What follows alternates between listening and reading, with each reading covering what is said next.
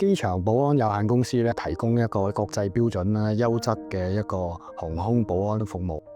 咁我哋工作方面咧，除咗一般旅客見到我哋平時出境嘅時候一個安檢嘅服務啊之餘咧，其實咧仲有客運大樓我哋嘅出入管制啦、禁區嘅出入管制啦，或者一啲租戶禁區裏邊嘅一啲安檢服務。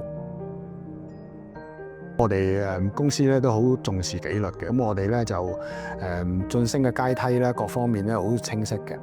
咁我哋前線嘅一般嘅安檢嘅督導嘅同事咧，就係我哋喺膊頭上邊咧有肩章啦，咁一劃咁樣。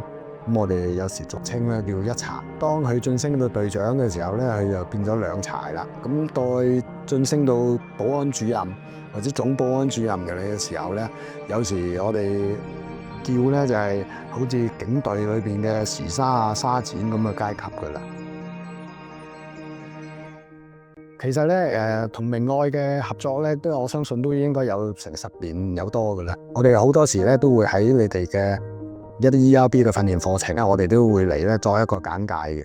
今年咧，我哋就攞到嗰個年度嗰個僱主大獎啦。對於人才嘅培訓啊，或者挽留方面咧，都能夠做到一啲工作啦。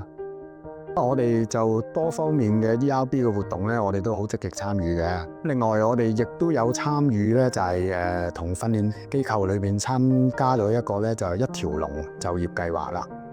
咁同學加入個課程嘅時候咧，我哋共同一齊去做咗一個篩選。